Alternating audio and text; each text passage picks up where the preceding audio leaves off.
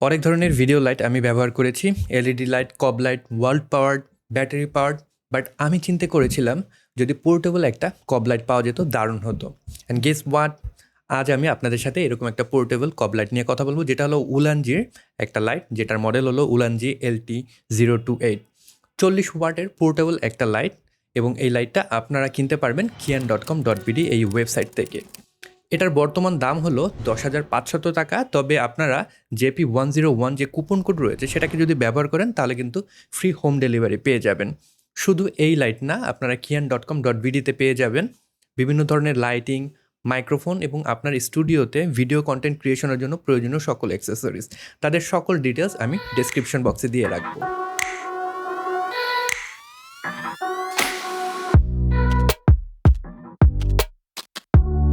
প্রথমে আনবক্সিং দিয়ে শুরু করব। উলানজির প্যাকেজিং কিন্তু বরাবরই খুব দুর্দান্ত হয়ে থাকে। যদি আমরা প্যাকেটটা খুলি, পাও লাইট থেকে লাইট বেরোচ্ছে।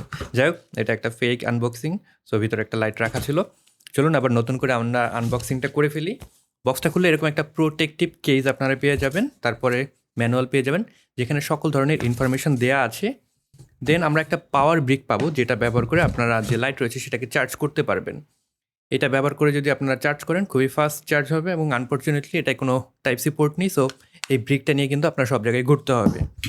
দেন অফকোর্স আমরা যে লাইট রয়েছে এই লাইটটা পেয়ে যাব, এবং তার সাথে সাথে এরকম একটা সিলিকন ডিফিউজার সেটাকে পেয়ে যাব। তো লাইটটার বিল্ড কোয়ালিটি আমার কাছে বেশ ভালোই মনে হয়েছে। প্লাস্টিক বিল্ডের বডি, সাথে কিন্তু একটা রিফ্লেক্টর দেওয়া আছে, এবং এই রিফ্লেক্টর থেকে কিন্তু বেশ ভালো একটা আউটপুট আপনারা পাবেন। এবং এটা একটা কব লাইট, যেটা হলো চিপ অন বোর্ড, এবং এইখানে চিপটা সেটা কিন্তু রাউন্ডেড শেপ রয়েছে। সো আপনি যখন এটাকে থ্রো করছেন, রাউন্ডেড আকারের কিন্তু একটা লাইট আপনারা পাচ্ছেন। চারিদিকে কিন্তু ভেন্ট দেওয়া আছে, যাতে করে খুব সহজে এটার ভিতরে যে গরম বাতাস রয়েছে, যে এয়ার ফ্লো রয়েছে সেটাকে বেটার করার জন্য এই ভেন্টগুলো দেওয়া আছে। আমরা যদি পিছনের দিকে লক্ষ্য করি, এখানে একটা ডিসপ্লে দেওয়া আছে, সেখানে সকল ইনফরমেশন দেখতে পারবেন। এখানে একটা পাওয়ার বাটন রয়েছে, এটাকে যদি প্রেস করি লাইটটা অফকোর্স টার্ন অন হয়ে যাবে। দেন এখান থেকে ডিম যে নব রয়েছে সেটাকে যদি আপনারা ঘোরান, তখন কিন্তু লাইটটা বাড়বে বা কমবে। এবং পাশে একটা সিসিটি বাটন রয়েছে, যেটা থেকে আপনারা স্পেশাল ইফেক্ট নিয়ে আসতে পারবেন, অথবা যদি আপনারা কালার টেম্পারেচার চেঞ্জ করতে চান সেটাও পারবেন। এখানে আপনারা 2500 থেকে শুরু করে একদম 6500 পর্যন্ত যে কালার টেম্পারেচার রয়েছে সেটাতে নিয়ে যেতে পারবেন। এবং এখানে যদি আপনারা একদিন প্রেস করেন, তখন এটা যে ইফেক্টস মুড রয়েছে সেখানে চলে যাবে। বিভিন্ন ইফেক্টে এবার আপনি নবটাকে ঘুরলে চলে যেতে পারবেন। এখন আছে লাইটিং মুডে। যদি আমি নেক্সট মুডে যাই, এটা হলো টেলিভিশন মুডে রয়েছে। নেক্সট মুডে যদি যাই, ক্যান্ডেল লাইট যে মুড রয়েছে সেটাতে আমরা যেতে পারবো। নেক্সট যে মুড রয়েছে ফল্ট বাল্ব, দেন স্ট্রোব লাইট যে ইফেক্ট রয়েছে সেটা, দেন পাপ্পারাজি ইমার্জেন্সি যে লাইট সেটা, দেন HL বিম, অ্যান্ড লাস্টলি লাইটিংয়ের যে ইফেক্ট সেটা কিন্তু আমরা পাচ্ছি। অ্যাগেন যদি আমরা এখানে প্রেস করি, নর্মাল লাইটের মোডে চলে আসবে। আপনারা কিন্তু লাইটের যে পাওয়ার সেটাকে কম বেশি করে নিতে পারবেন। এখানে আপনার যে পাওয়ার ব্রিক রয়েছে সেটাকে কানেক্ট করার জন্য একটা পোর্ট পেয়ে যাচ্ছি। নিচের দিকে কিন্তু আমরা 1/4 ইঞ্চির যে হোল সেটা পেয়ে যাব, যাতে করে আপনারা এটাকে লাইট স্ট্যান্ডে মাউন্ট করতে পারেন। এই লাইটে ব্যবহার করা হয়েছে মিনি বোনস মাউন্ট, এবং এইখানে যে রিফ্লেক্টর আসছে সেটা কিন্তু মিনি বোনস মাউন্টের একটা রিফ্লেক্টর। এটাকে আমরা জাস্ট কানেক্ট করে যদি একটু টুইস্ট করি, এটা কিন্তু খুব সুন্দরভাবে এখানে লেগে যাবে। অ্যান্ড নাও আমরা কিন্তু এইখানে যে লাইটের বিম সেটাকে পেয়ে যাব। টার্ন অন হয়ে গেল। সো দেখতেই পাচ্ছেন লাইটের বিমটা পেছনে দেখা যাচ্ছে। সো আমি যদি আপনাদেরকে এখন একটু ফুল যে পাওয়ার সেই জিনিসটা একটু দেখাই, এখানে মোটামুটি 0%-এ রয়েছে। আমি 1%-এ যদি দিই, 1%-এ লাইট এটা রয়েছে। অ্যান্ড দেন যদি আমি একদম 100%-এ দিই, এই পর্যন্ত রয়েছে। সো এইখানে একটা প্রবলেম, সেটা হলো আপনার 1%-এ কিন্তু অনেক আলো 1% সাপোর্ট করে, বাট 1%-এ যতটুকু ডিম হওয়ার দরকার ছিল আমার মতে সেই ডিমটা হয় না। বেশ ভালো পরিমাণে একটা আলো দেওয়া যায়। সো আপনি যদি খুব কম ব্রাইটনেসে লাইটটাকে রাখতে চান, 1%-এ কিন্তু রেখে আপনি কাজ করতে পারবেন না। সো আমি এটাকে টার্ন অফ করে দিলাম। এইখানে আমাদের ব্যাটারি ইনফরমেশন দেখাচ্ছে, কালার টেম্পারেচার দেখাচ্ছে, এবং কি মোডে রয়েছেন, কতটুকু পাওয়ার রয়েছে সেই জিনিসটা কিন্তু শো করছে। সো মিনি বোনস মাউন্ট হওয়ার কারণে যেটা হবে, আপনার কিন্তু মিনি বোনস কম্প্যাটেবল যে অ্যাটাচমেন্ট রয়েছে, যদি সফটবক্স ব্যবহার করেন কিংবা রিফ্লেক্টর ব্যবহার করেন, সেটাকে ব্যবহার করতে হবে।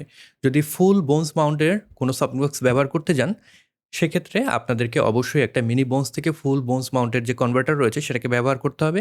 তাহলে কিন্তু আপনারা যে বড় ধরনের সফটবক্সগুলো রয়েছে সেগুলোকে ব্যবহার করতে পারবেন। তবে আমি সাজেস্ট করবো না এটার জন্য, কারণ খুবই ছোটোখাটো একটা লাইট, তার উপরে নিচে কিন্তু লাইট মাউন্ট করার জন্য জাস্ট একটা 1/4 ইঞ্চ যে মাউন্ট সেটা দেওয়া আছে। সো বড় কোনো আপনি সফট বক্স যখন এখানে মাউন্ট করবেন সেই ওয়েট নিতে পারবে কি না ওইটা আমার একটু কনফিউশন থেকেই যায় কিন্তু।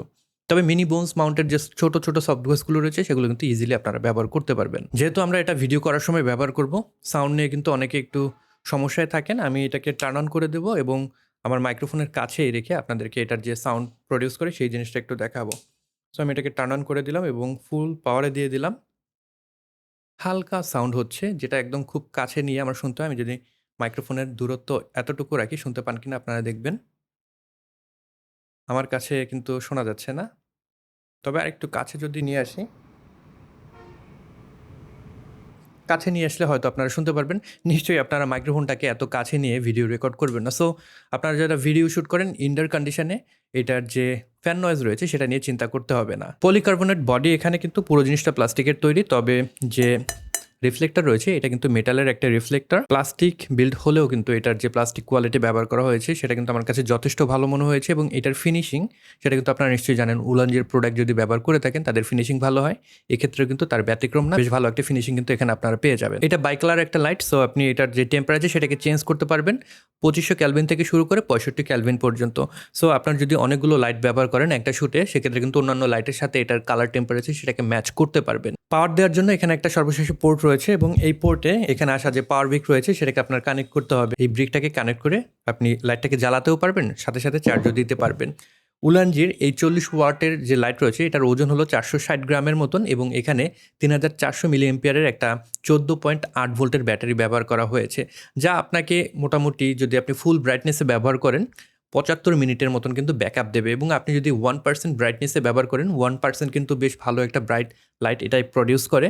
সো আপনি যদি 1% ব্রাইটনেসে ব্যবহার করেন 5 ঘন্টার মতন ব্যাকআপ কিন্তু এই জায়গা থেকে আপনি পাবেন, যেটা কিন্তু আপনাকে দীর্ঘ সময় ব্যাকআপ দেবে। ইভেন আপনি যদি ক্যাম্পিংয়েও যান, এটা কিন্তু ক্যাম্পিং লাইট হিসেবে ব্যবহার করতে পারবেন, ফিল লাইট হিসেবে ব্যবহার করতে পারবেন, এজ লাইট হিসেবে ব্যবহার করতে পারবেন। দেন অফকোর্স আপনি যদি ফুল ব্রাইটনেসে ব্যবহার করেন এটাকে কি লাইট হিসেবে ব্যবহার করতে পারবেন।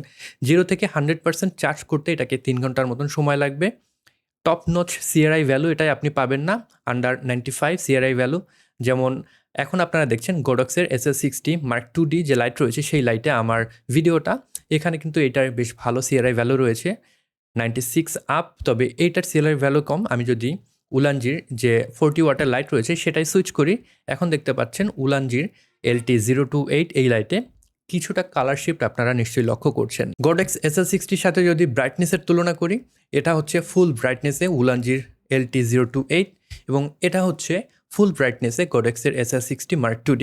অফকোর্স গডেক্স যেহেতু 60 ওয়াটের লাইট, এটা থেকে বেশি আউটপুট আপনারা পাবেন, তবে আমার কাছে এটার ব্রাইটনেস কিন্তু খারাপ মনে হয়নি।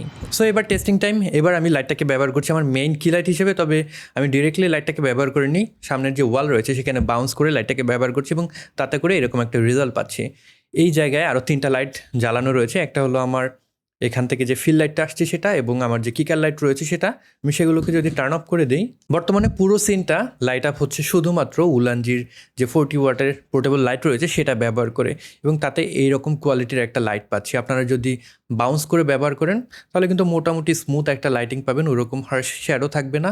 এবং আমার কাছে এটাই বেশি কমফোর্টেবল মনে হয়, বিকজ আপনি যখন ট্রাভেল করছেন, যেহেতু এটা পোর্টেবল একটা লাইট, সব জায়গায় কিন্তু আপনি সাউন্ড বক্স নিয়ে ঘুরতে পারবেন না। তখন আপনি যদি এরকম ওয়ালের সাথে বাউন্স করে ব্যবহার করেন, ভালো একটা লাইটিং কিন্তু আপনি তৈরি করতে পারবেন যেখানে আপনি থাকেন। এবার উলানজির LT028 যে লাইট রয়েছে সেটাকে ডিরেক্টলি আমার ফেসে লাইট আপ করা রয়েছে, এবং এটার সাথে যে রিফ্লেক্টর রয়েছে সেটাকে ব্যবহার করে লাইট আপ করেছি, কোনো ধরনের মডিফায়ার ব্যবহার করা হয়নি। সো তাতে 1%-এ এইরকম একটা লাইট পাবো। সো বুঝতেই পারছেন বেশ পাওয়ারফুল একটা লাইট। এবার এখানে যে ডিফিউজার আসছে সেটাকে কানেক্ট করব এবং দেখব ডিফিউজার থেকে কীরকম রেজাল্ট পাই।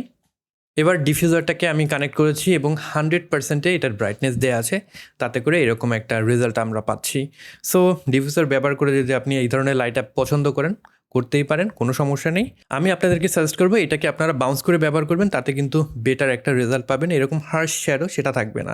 সো অ্যাগেন আমি যদি একটু বাউন্স করে ব্যবহার করি, সো বাউন্স করে দিয়ে দিয়েছি, ফিল লাইট রয়েছে, পিছন থেকে এজ লাইট রয়েছে, তাতে ফাইনালি এরকম একটা আউটপুট আমরা পাচ্ছি।